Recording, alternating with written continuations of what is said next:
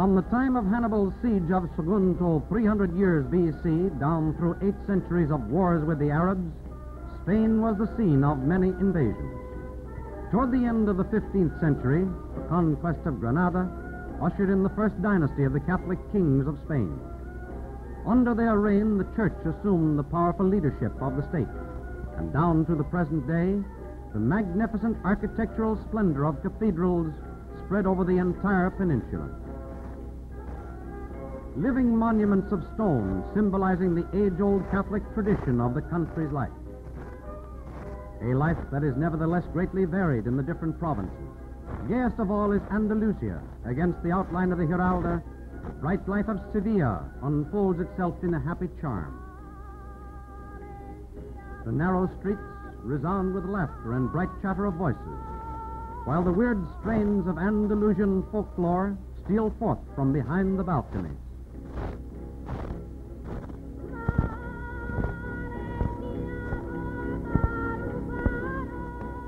And the traditional burro still shares honors with the modern motor car. But behind this simple life rankles the passion of crusaders and the proud spirit of the conquistadores. The days of Spain's grandeur, when her knights errant conquered half the world and brought back fabulous wealth and splendor.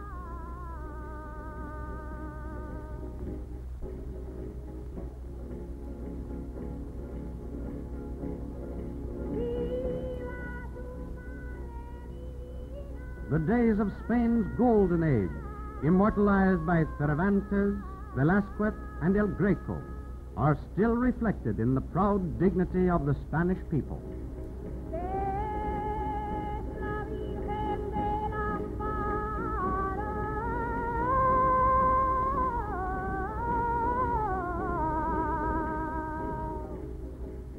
But as the years rolled on, Spain's greatness came to an end with the loss of her colonial empire. While England became the industrial center of the world by converting the raw materials on which she depended into manufactured goods, Spain was overburdened with her lavish spending, and lacking home industry to sustain her colonies, she sank rapidly to a second-rate power. True, Spain possessed a great natural wealth, enormous pastures and grazing lands, fertile valleys and mountainsides, and an immense agricultural populace, devoted peasants who tended their flocks with loving care.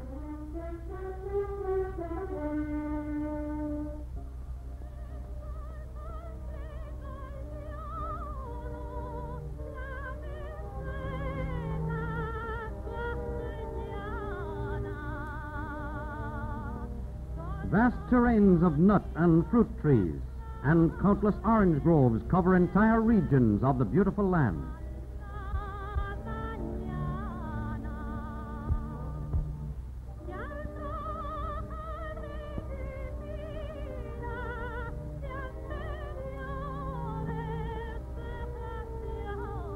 Greatest of all in the natural wealth of Spain were the endless fields of olive trees, whose fruit is famed all over the world. Under modern capital, whose function is to exploit every opportunity and in so doing provide the means of livelihood to whole communities, all this great agricultural wealth could still have made for a truly prosperous nation.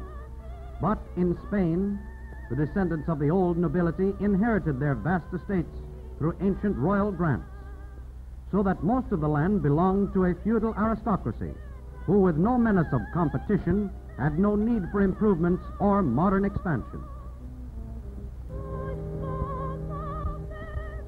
The result has been that only the more fortunate peasants in the more progressive provinces of the Basque, Catalan, and coastal regions could live in relative comfort.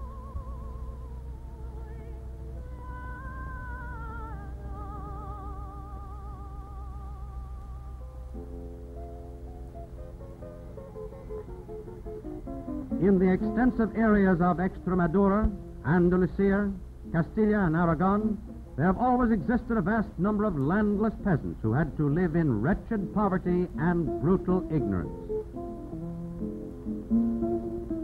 simply because a feudal landlord would not disturb his domains the peasants were forbidden to cultivate huge tracts of arable land, and greatly needed areas which could provide abundant food for whole communities were devoted to the futile enjoyment of bull raising. A classic feudal tradition, special breeding ranches for fighting bulls have been the pride of the Spanish aristocracy. This is a practice game called el encierro, the roundup, and la tienta, the selection.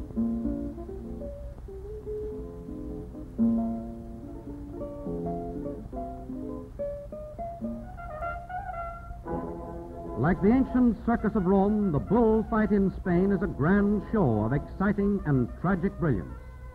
One moment, the scene of cheering masses. Another, derision and howls reflect the stern contrasts in Spanish life. Splendor and squalor, extravagance and hunger, all transformed in an explosive spirit of combat.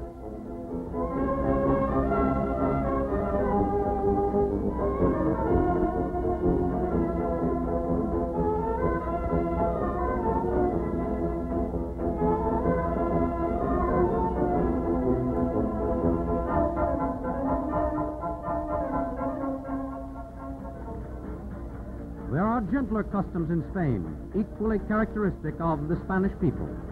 The sensuousness of their songs and the grace of their dance expresses their more intimate joys from within.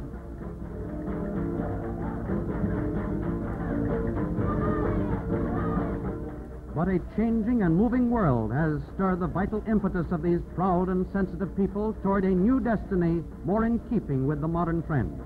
And of a sudden, they were awakened by a growing conscious movement of liberation from the dead weight of ancient and outworn institutions.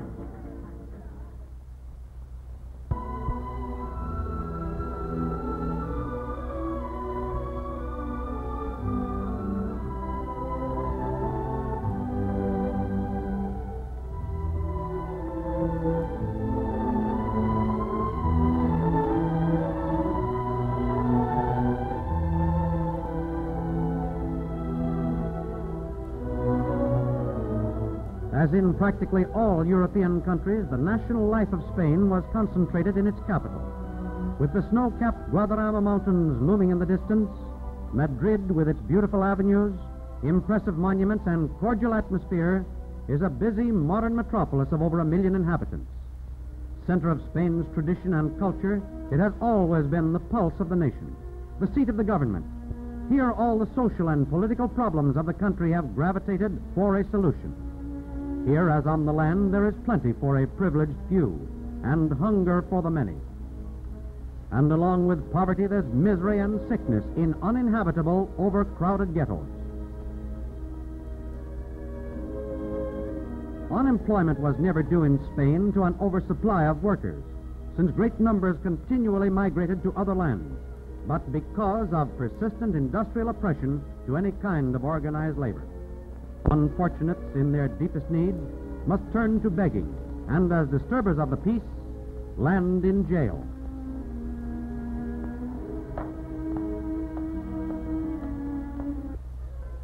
There are street manifestations with the forced intervention of the police, but the rising tide of a progressive populace threatens to overthrow once for all the last remnants of the old order.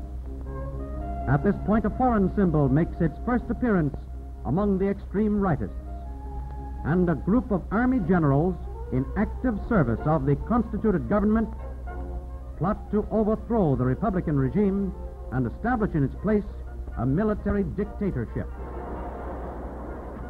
On the 19th day of July 1936, 2 mines exploded almost at the same time. The coup de force of the army generals provoked a revolution of the people. The military uprising was intended to overwhelm all Spain, but was itself overwhelmed by the unanimous indignation of the people, who not only fought back courageously with whatever arms they could grab, but together with the loyal police forces, stormed the garrisons of Madrid and Barcelona and disarmed the regular forces.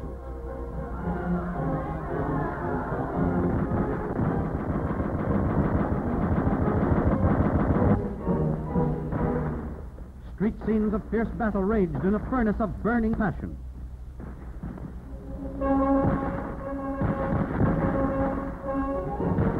The populace threw up barricades of stones and mattresses and vanquished the rebel forces with their own machine guns and cannon.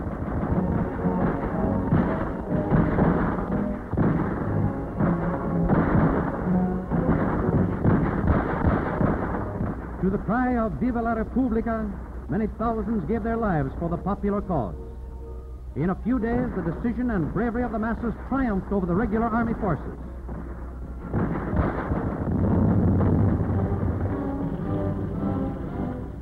The victory of the Republic seemed assured. The chief of the insurrection, General Sanjurjo, was killed in a plane, and the leading strategist of the insurgents, General Godet, surrendered in Barcelona. The third leader, General Franco, with the pledged support of foreign powers, was encouraged to continue the fight. News of a threatened march on Barcelona from the rebel-held Zaragoza reached the Catalan capital. Volunteers rose from the surging masses on all sides, and a first column was formed to march to Aragon. 5 years before, Alfonso was dethroned in the midst of popular rejoicings over the end of a rule by dynasty and the beginning of a government by the people. The Second Republic of Spain was founded without bloodshed, and now the people themselves had to face their own army generals in command of legions of Moors and mercenary troops brought over to crush them.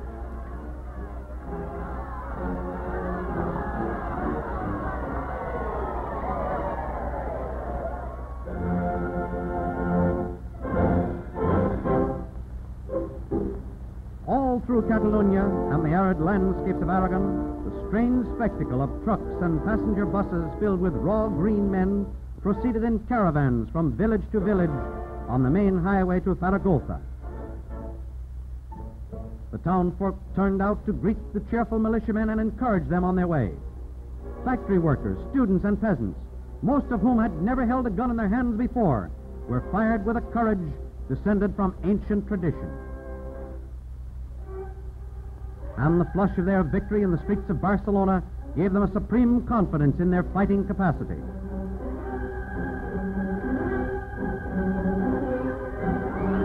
The column, enlarged by new volunteers from the villages all along the way, having reached the limits of safety, came to a halt on the roadside.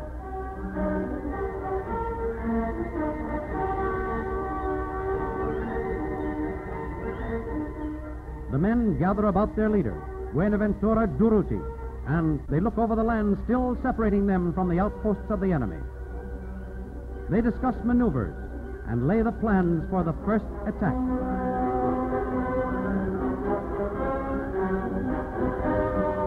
The atmosphere is tense and the men stiffen as they begin to march solemnly across the field. Having reached a vantage point, the militiamen dig trenches and erect barbed wire defenses.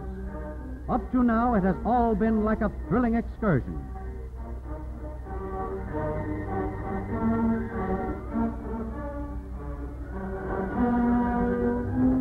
But the time for action is near, as the few cannon brought along from Barcelona are wheeled into place. With the help of a few ex-service artillerymen, preparations are made for the set-off.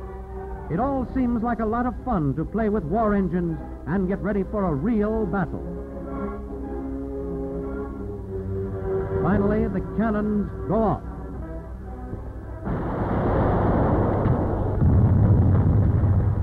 The shells explode mostly on the barren landscape, but they make a lot of noise which impresses the fighters.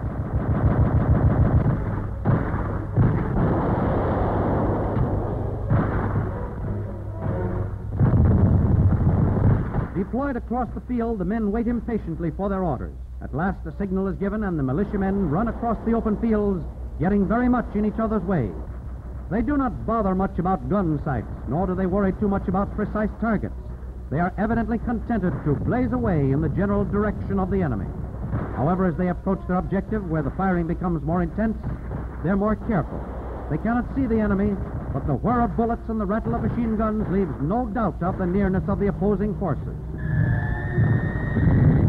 Crouching under cover of the continuing barrage from behind, small groups press forward in the general confusion and din of battle.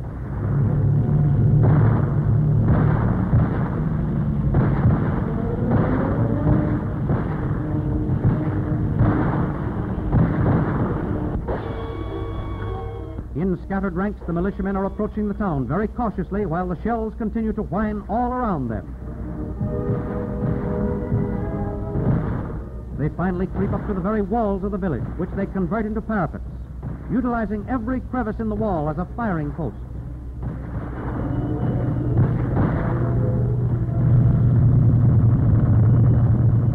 A lone plane arrives from Barcelona and drops its first charge of handmade bombs on the enemy's stronghold.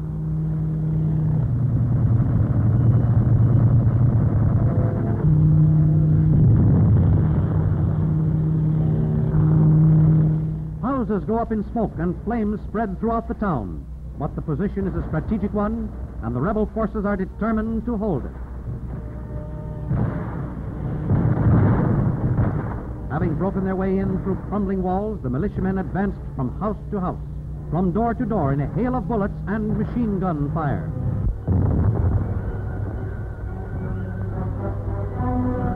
Barricades of loose boards are thrown up under constant fire of the enemy.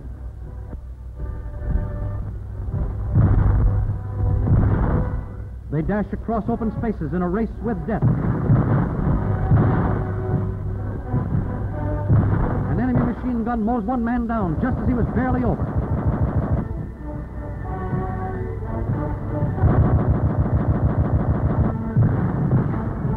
A group of men stop fighting and, with the help of a rope, manage to rescue a wounded pal. Under the protection of the monument in the center of the square, the victim is made as comfortable as possible before he can be taken to the rear.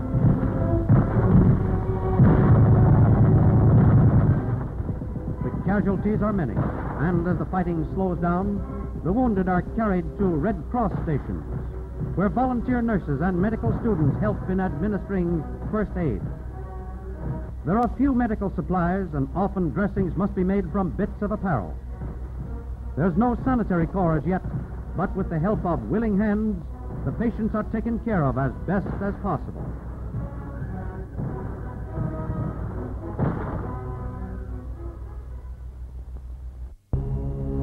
In the rear, hospitals have been hastily improvised, and doctors devoted to the cause of the people do their best to save the lives of those entrusted to them, knowing as they must, by the cruel irony of war, that the very lives they save will be thrown back to the carnage. The battle is over, and the victorious militia are hardly able to realize that they have routed the enemy and won their first victory on the field.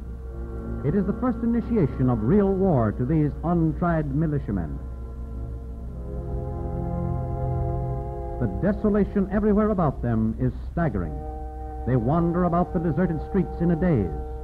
There is no joy in their hearts as victors, only an infinite sadness as they contemplate the smoldering ruins and shambles, all that is left of a town of peaceful inhabitants. And yet, they must go on to fresh battles. They have left their homes to fight, and fight they must. More and more towns are to fall in the coming weeks and months. More and more columns will be formed until a front of 200 miles is established from the Pyrenees to Teruel. We come back to our first column resting at their base during a brief respite. Under their original leader, Durruti, the column has become more warlike. Letters and news from home are welcome.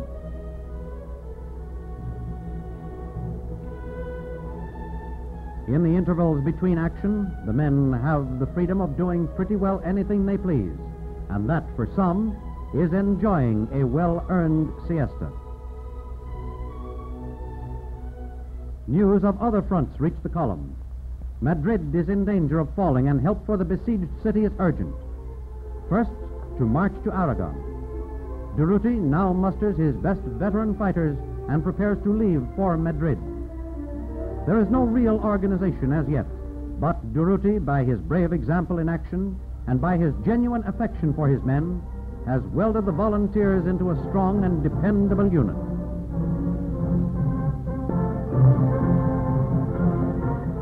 As volunteers, they are free to go back to their homes whenever they choose, but they leave with proud hearts for the capital of Spain.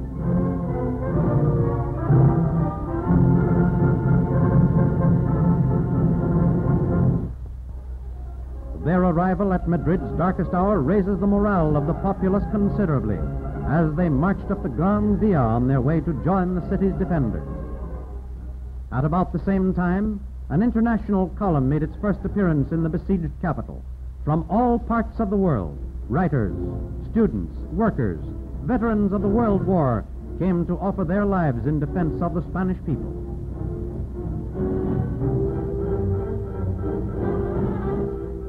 Brigaded with militia columns, these disciplined and experienced soldiers formed the shock troop of the government, which, together with Durruti's Catlins, hurled back the rebel forces at the very threshold of the city.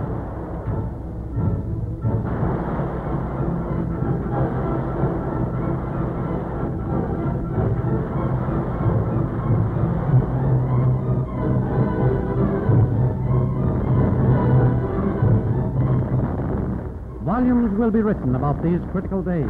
There will be disagreements as to what happened. But one thing is certain. Franco's Moors and Foreign Legion had been cleaving through masses of raw militia all the way to Madrid.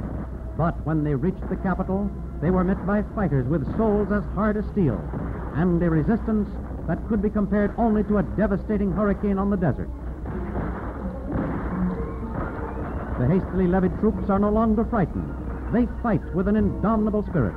They win signal successes in the West Park and Casa de Campo sector, and under experienced command, they attain the skill of veteran soldiers in astoundingly short time.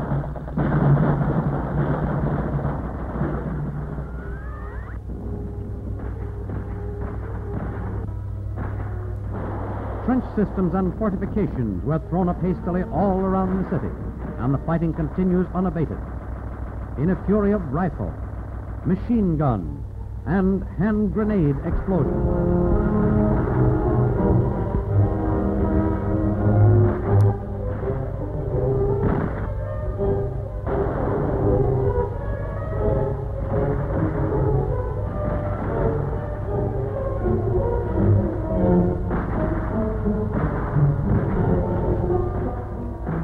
There is no time for regular meals, and the men snatch a bite while keeping a vigilant eye on the enemy's movements.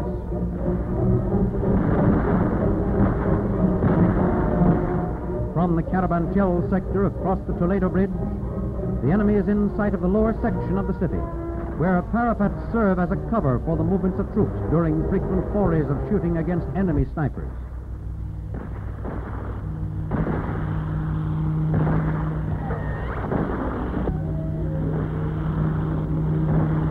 In these first weeks of crucial anxiety, Madrid suffered the loss of one of its bravest defenders, the leader of the Catalan column.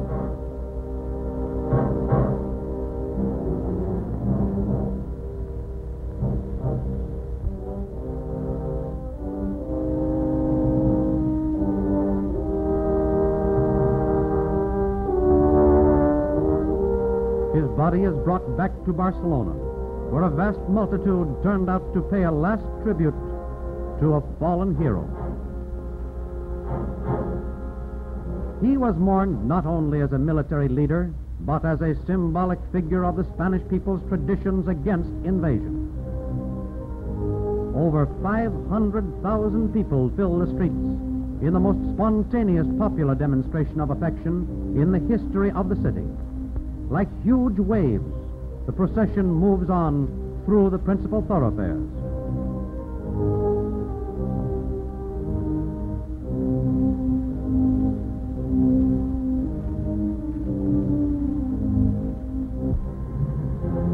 From the tragic death of Durruti was born a new resolve to fight on with greater determination, and fired by his memory, new leaders carry on his message: we must win, we must fight to the last.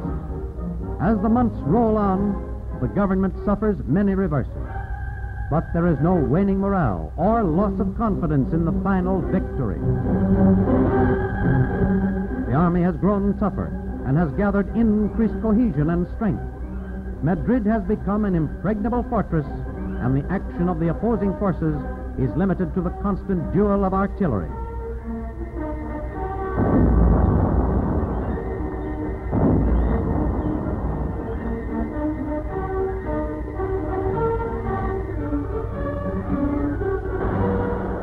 Careful aim and precise hits land on the enemy strongholds across the river Manzanares.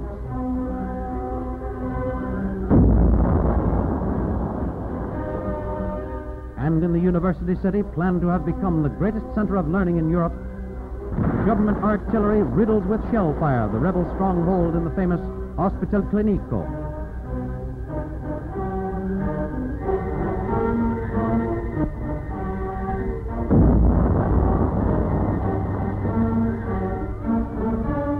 Night and day, furious cannonading shakes the capital.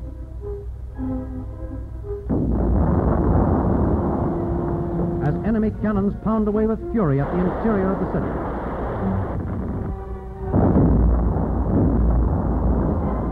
Devastating homes and buildings with a ghastly slaughter of civil population.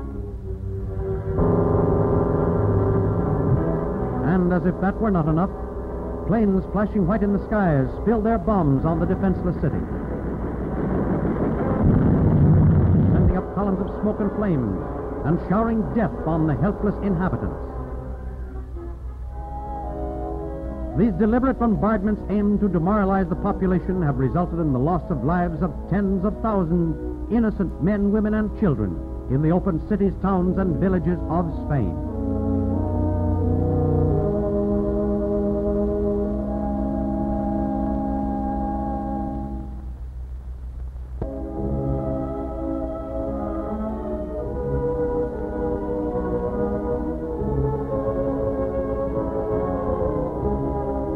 Martyr city, Madrid has suffered all the fury let loose by enemy planes and cannon against the inhabitants in their homes, against schools, hospitals, and embassies without exception.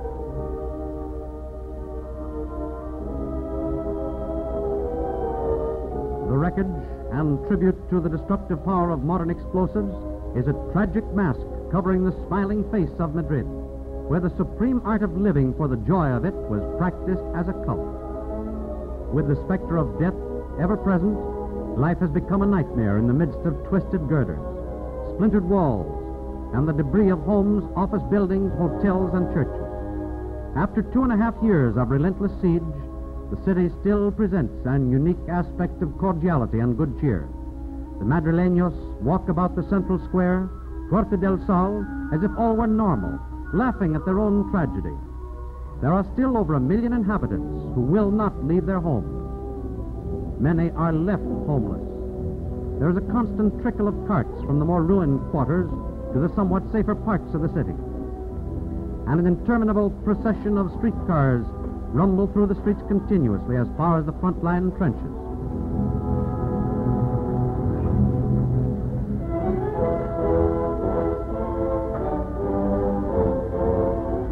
To facilitate the problem of feeding so large a populace, the government has tried its utmost to evacuate the non-combatant population. Occasionally, a truck leaves with refugees, but most of the Madrileños prefer to face privation and constant danger with a smile, ready to share the common destiny of the capital.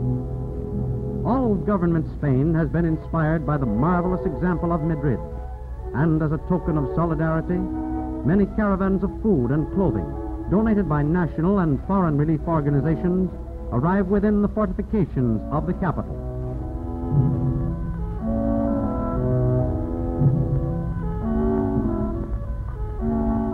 Long queues of women and children wait for hours upon hours for these precious gifts. There will be warm clothing and shoes, tins of milk, a few biscuits, and perhaps a tab of chocolate. So much has been missed by the women and children of the besieged city. They have no vegetables or fruits, no meat or fish, only bare war rations of bread, chickpeas, lentils, and at times a little rice. The children are happy for a little while with the special medicine and food sent to them by mothers from other lands.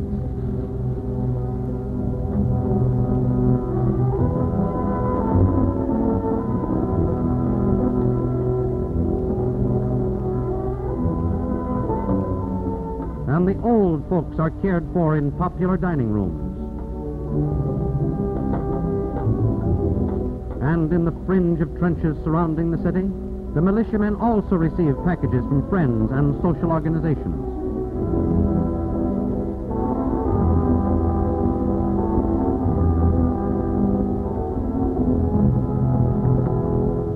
and they celebrate the occasion in sharing the little good cheer that comes to them in the form of an extra ration of soup and a cup of wine.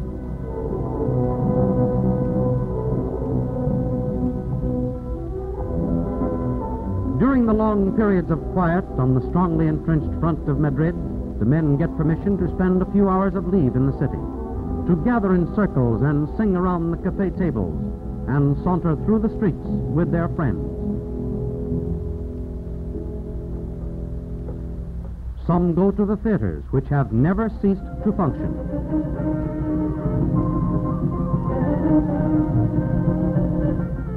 Delegates from the front often visit their party headquarters, where they can learn about all that is going on in the rear. As an immediate consequence of the outbreak of war, the entire mechanism of industry and agriculture was completely disrupted. There was the huge task of reorganizing the economy of the country and coordinating the activities in the front and in the rear guard.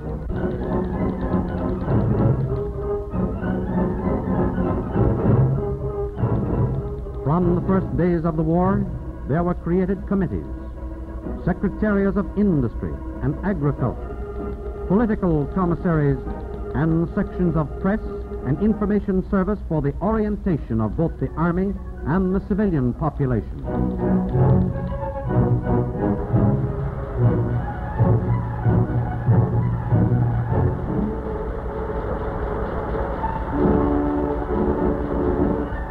There were the cultural needs of the populace that could not be neglected. In addition to an unprecedented number of newspapers published, numerous libraries were installed where the people could profitably spend their hours of leisure.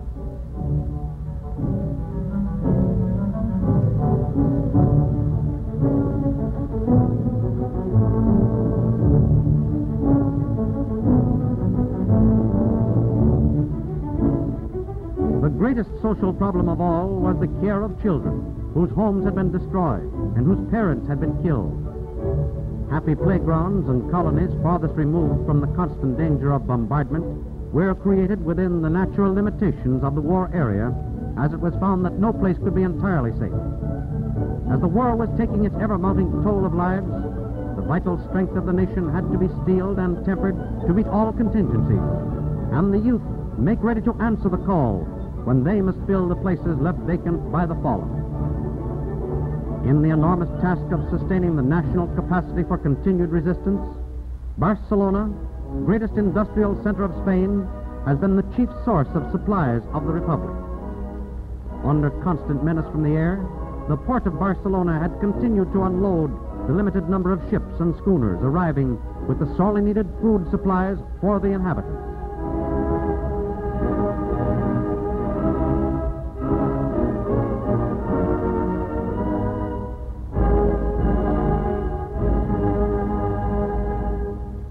The Catalans have forgotten their ancient quarrels and have joined hands wholeheartedly in the common cause of the Spanish people. Their contribution to this cause constitutes the bulwark of the Republic's material strength. Spain's industrial organization stimulate all branches of economic activity. The joint efforts of the two centrals, the General Workers' Union and the National Confederation of Labor, have crystallized in a single will. Under the guidance of the government, it was the function of these organisms to weld together the human and industrial materials into an efficient and adequate war machine.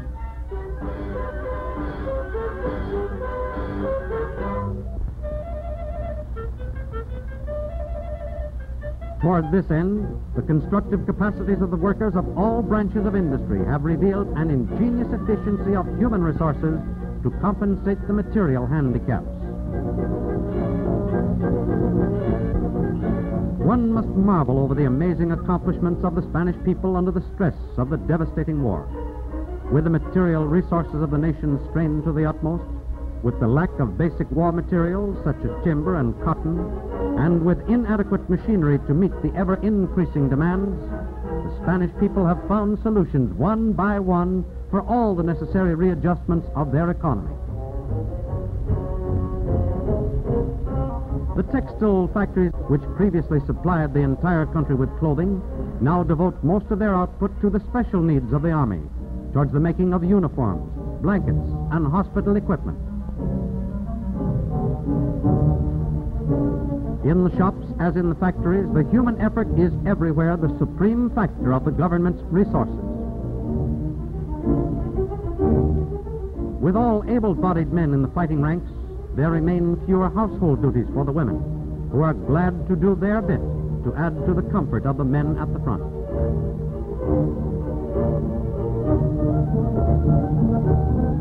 There are few streetcars running, and at the end of the day, most everyone must walk home.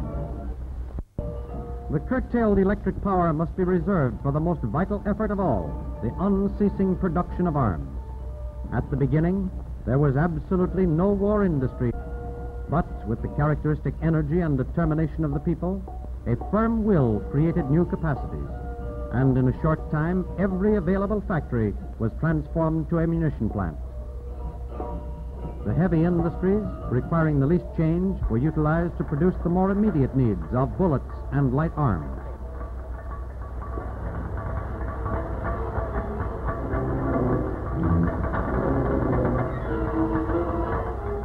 After a few months, the scale of production was extended to include the various types of airplane bombs and cannon shells.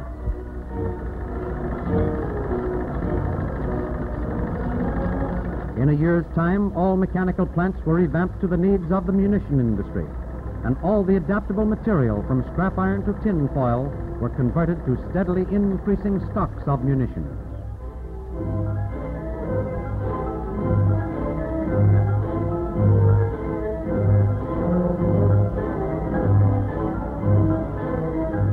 The valuable services of loyal engineers and technicians have made possible the delicate construction of the aviation motor, which plays so preponderant a part in modern warfare. At the end of the second year of the war, for the first time in Spain, the Republic was actually manufacturing airplanes.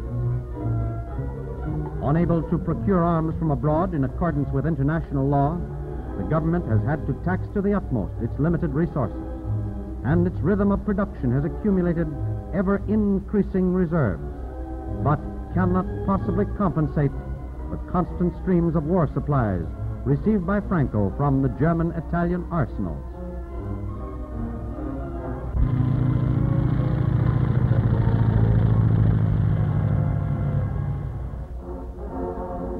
The severe handicap of the government's deficiency in war material is compensated only in its manpower. New recruits march constantly through the streets of Barcelona and other populous cities to join the ranks of the combatants. Training camps have been set up everywhere, and the boys and men of succeeding quotas are taught the discipline and tactics of war by competent officers, trained in the many special schools under the direction of the War Ministry.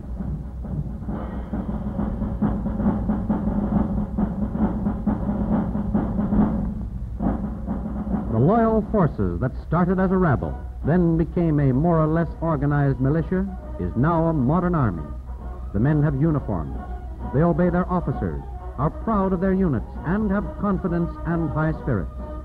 A genuine people's army, formed by the Spanish masses and elevated by sincere popular feelings and ideals. Military observers and press correspondents declare that there is no braver fighting material in the world than these new soldiers of the Republic. This People's Army of Spain, forged in desperate battle against superior material forces, revives the best tradition of their ancestors' resistance against the Romans and against Napoleon's mighty forces of invasion.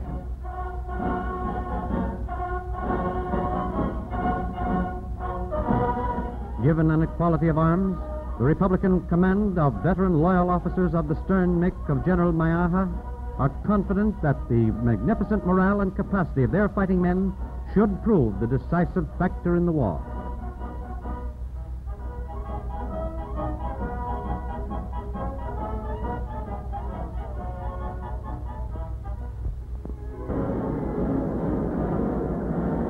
After brief lulls, new offensives and counteroffensives are launched by the insurgent and Republican forces.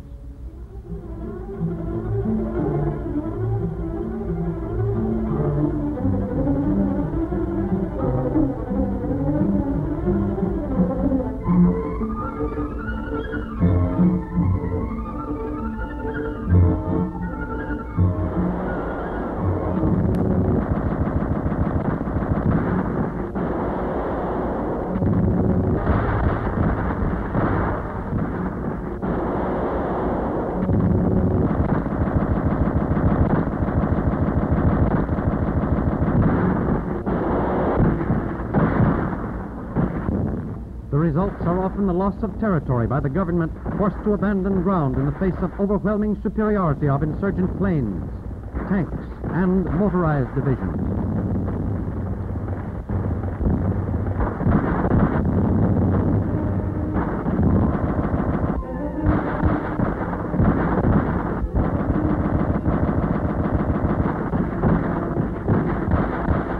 But at the most unexpected moments, the loyal forces, utilizing whatever material they possess, stubbornly fight back with all the resourcefulness of modern strategy.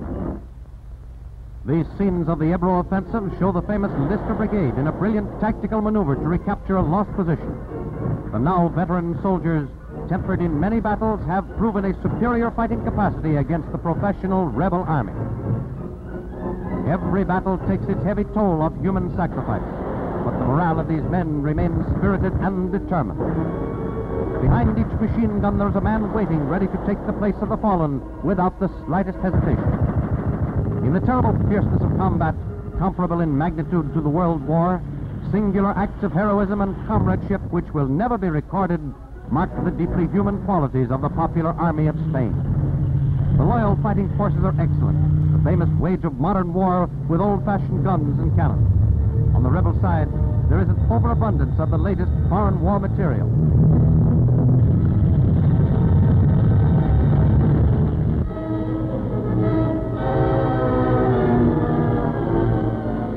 This plane brought down by a lucky hit is a German plane. The pilots belong to the German Air Force. Junkers, Henkels, Fiats, and Capronis have swarmed over the beautiful land of Spain in the hundreds and thousands. Among the dead on every field are Italians. Many of the captured prisoners are Moors and Italians. All through the war, the rebels have fought with shock armies of Moors, motorized divisions of Italians, and technical corps of Germans. Premier Negrin and Foreign Minister Del Valle have protested in vain against this undisguised invasion and have sought to obtain legitimate arms of defense from friendly nations. But the democratic powers have legislated laws of neutrality and non-intervention, which have virtually delivered the Spanish Republic to the aggressor nation. With the continued presence of Italian troops in Spain, the Rome-Berlin axis threatens to assure a political as well as military victory for the fascist cause, which would gravely endanger the fate of the French and British empires and extend the further domination of Latin America by the dictatorship powers of Europe. Meanwhile, on the blood-stained soil of Spain, over 1 million combatants have been killed. But the dead are not impressive. They are dead. There are no proper burials. When there is time, the bodies are shoveled into the earth with little ceremony. The wounded are carried away, and those who remain are often weary, and as they mount their guard to watch through the night across the river separating them from the enemy line, they think with longing of their homes and the loved ones they may never see again.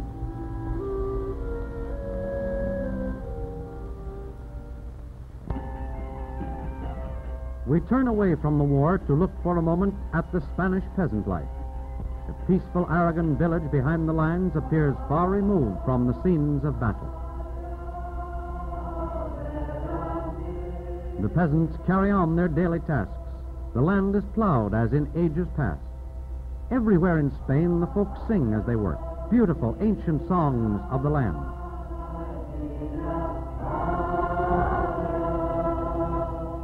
Seeds are scarce in war-torn Spain, and they are planted with infinite care in long, never-ending rows to bring up the most precious of all things, a blade of wheat. The people can endure endless privation, but bread for them has always been the symbol of life and hope.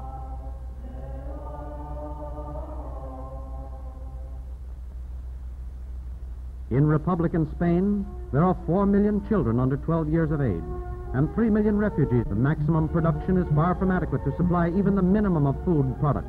But there is something that Spain esteems more than bread: liberty and independence. The day's work is done. The peasants return to their homes, to their families, awaiting them anxiously lest the dreaded air raid should come while the men were still in the fields. Militia men on leave come back to their native town for a little while, and the whir of planes is heard.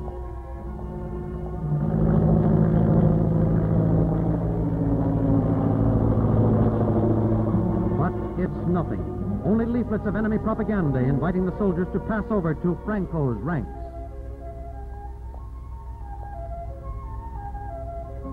In the town square, the women wait patiently in queues for their rations of food.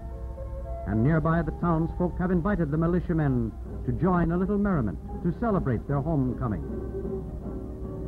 The men tune up their guitars and strike up a colorful jota, famous Aragonese folk song and dance.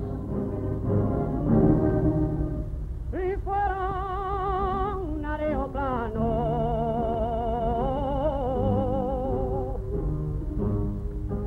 si fuera un aeroplano,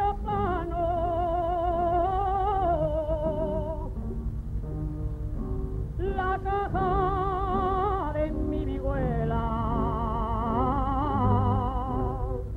Women leave their work to join in the festivities, and a convalescent soldier makes his daily rounds of greetings at the doorways.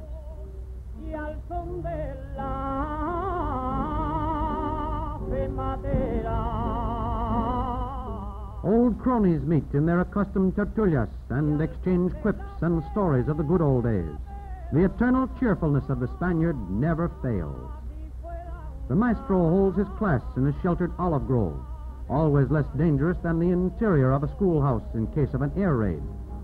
The children are eager to learn the simple, clear lessons of their teacher, and are least aware of the foreboding shadow of death from the air hanging over them.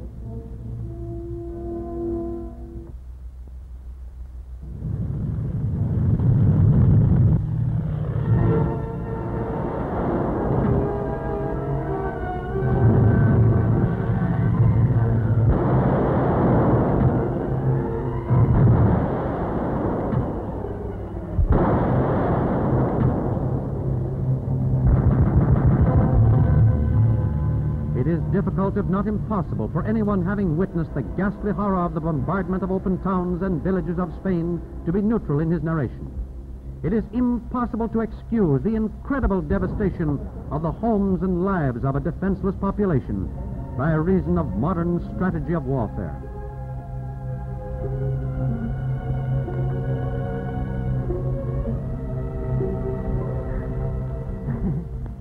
The cameraman himself lost his steadiness of hand as he photographed these scenes of panic and destruction.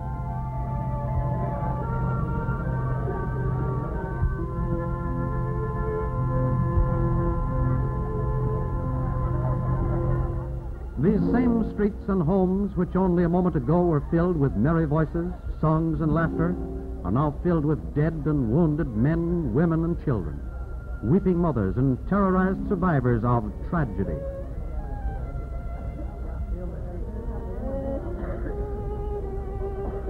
Rescue squads and ambulances arrive from neighboring towns and do their best to help the unfortunate victims in the midst of the general consternation and grief of the townfolk.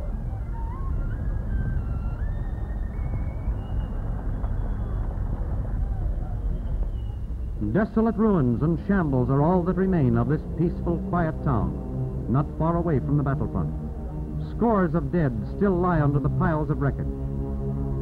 All that is left of the town hospital are the walls and littered heaps of broken beds and chairs. Everywhere in Spain, there is desolation.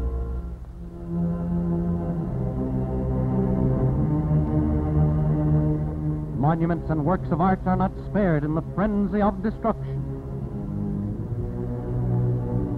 The government has managed to protect the priceless art treasures of Spain throughout all the anxieties of continuous air raids.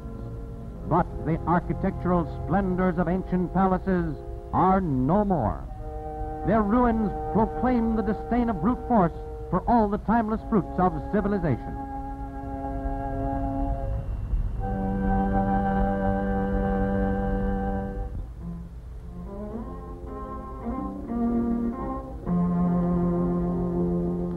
It is said the Spanish are a stubborn people. At the most critical period, they will gather new strength, a new courage to endure the maximum of terror and suffering.